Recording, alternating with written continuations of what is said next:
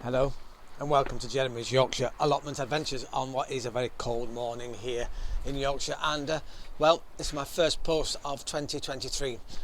We've had a couple of weeks off and now we're going to get back into it, and it's a time for, well, thinking ahead. What's going to happen, what you're going to grow, if anything at all. Some years it's actually quite good maybe just to allow things to go fallow and not to grow anything at all. That won't happen here on the allotment, however, as we have our leeks in and onions in. They look a bit sad this morning, but then we have had a few days of heavy frosts here in Yorkshire. But they'll come back, a little bit of warmth.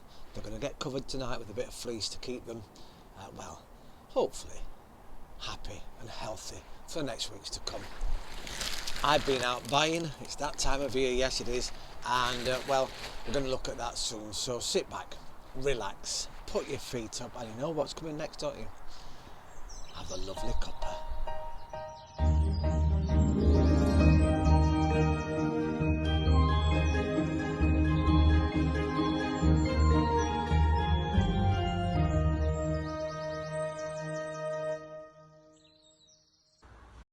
Well, here I am on my favourite bench, and what a difference a season makes. It's freezing here, but then again, it is winter. I suppose not as cold though, and I have to say thank you very much. You've all kept in touch over the winter period. I've had some lovely messages from everybody about some of the videos that we put out, well, last year really. But well, let's have two contrasting texts, shall we? We got, first of all, on this is over Christmas, so Christmas Day, Boxing Day. On Christmas, we got a lovely text from Carol in Canada, and she said it's merely -11 there. So on Christmas Day it was -11, and then on Boxing Day in South Australia, Matthew sent me a text and he says it's a balmy 43 degrees. How lucky were you to have sunshine on Boxing Day? And well, I hope you two are really, really well. Once again, thank you for all your texts that you send throughout the year. It really does make this show, and so we hope now, as we go forward, then we can get more texts and I'll find out exactly what you are all doing around the world. So thank you to Canada and South Australia. Now, what's happening here? Well, it's that time of year, isn't it? I've been out, I've been buying, because I'll just put that to one side a moment. Well, I bought two types of potato because now is the time to start chitting your potatoes, and these here actually are the Albert Rooster ones, but this is the ones I grew last year, and they're Vivaldi. Now, interestingly, they're beautiful potatoes. There's one there, and it's just starting a little bit of a shoot coming off. Vivaldi. These are pure white potatoes. They were really, really beautiful, very fluffy, very light. There's 5 seed potatoes in here. I think that cost about £2 for that, so that wasn't too bad, was it? So we're going to plant those again this year. They're going to be chitted now. How do you chit your potatoes? Many different ways. You can, of course, a lot of people use egg boxes, and you find the eyes here and you pop them, well, upright, but they don't mind a lovely little old windowsill. It's got a few coming at the bottom here, and just pop them upright, obviously, so that the lovely shoots and roots can start shooting out from the potatoes. Obviously, this cold, it will take longer. So if you've got an indoor windowsill, somewhere that's going to get a little bit of light to help it, a little bit of warmth will help.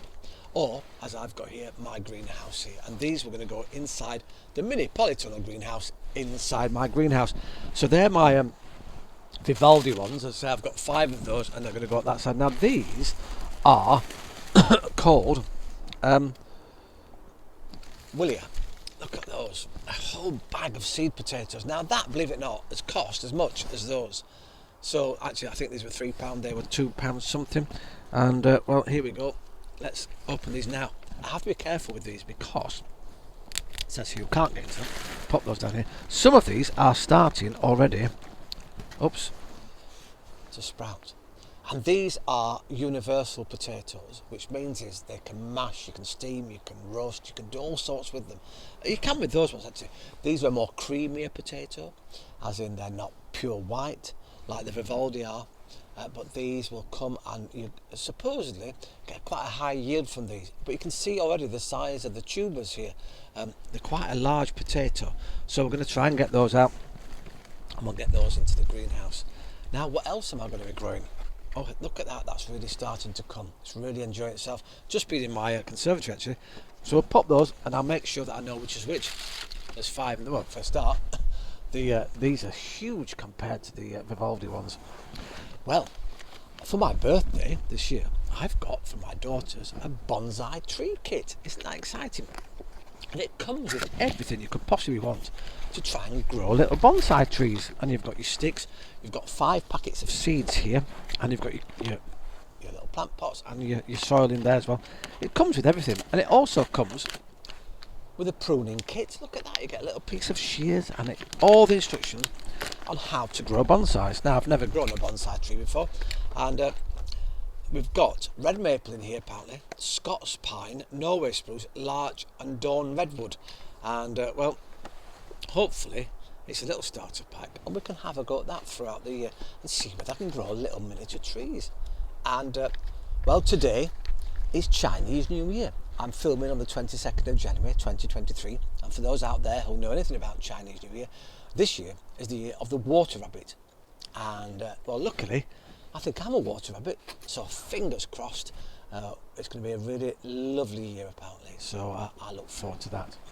Also, now it's the time to go through your old packets of seeds. Now, funny enough, these are the garlics that I've not planted yet, and well, they do enjoy a bit of cold, so they're coming up, so I can probably put the second series of the garlic in, and that'll come really nicely. So we've got all those, and then in here I've got all my packets of seeds that I can now go through and work out whether or not and what to do with the seeds for this coming year. Lots of jobs to do here on the allotment. I've got to tidy everything up.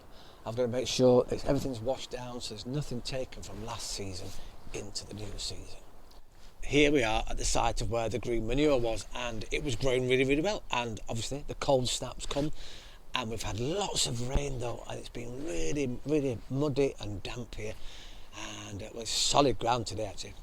And then we've had some frosts. I've had a little bit of snow, and well, it looks like it's killed it all off, which is not a good start really. But whatever's there will be dug back into the soil in the hope of helping to have well, I'm laughing because it's pointless digging anything in because there's not much left. There's lots and lots of leaf matter here. You'd have thought that I kept the soil actually quite warm, but I say lots and lots of work, and as you can possibly see behind me, time to clear all the old sprout plants off from here. I was hoping for a few more sprouts into the January period. Well, here I'm next to my leeks and my garlic in here, and well, they're green, they're growing, they're doing not too bad actually. I think today's got them though. We've had deep frosts overnight, and well, the ground is absolutely solid, but they do really well actually, and they will come back. But I think what I'm going to do is I'm going to place some of this fleece over the top tonight, and for the next here we go again a few days, hopefully we'll get them coming back to life when the sunshine comes out, of which I'm sure and certain it will in the next few days. Well, once again, thank you very much for watching Jeremy's Yorkshire Allotment Adventures. I hope you're looking forward to this next growing season. I know I am. I'm going to try and do a few changes here on the allotment, but until I can dig the ground, which I can't at the moment, and I can't really do much, I will tidy my greenhouses out, as I will wash everything down in the next couple of days, and then we can really start sowing some seeds as well. Yes, it's not too early to grow seeds. You can stick your carrot seeds in if you want, all sorts of different things, but we'll look at that. And we'll also, this year, I've decided what I'm going to do. I think I'm going to look at books. I'm going to take a book maybe once a month and just have a look through and see how good and what information it gives you. A lot of people do ask me about where you get information from. Well, I've just gathered mine over the years. Talking to people really, really helps. And occasionally you do have to look at, because some of the plants I grow that I don't know much about, and I do like to know a lot about the plants. However, when you buy a few books, there's a lot of words, aren't there? And very, very little actually explanation as to what you should be doing.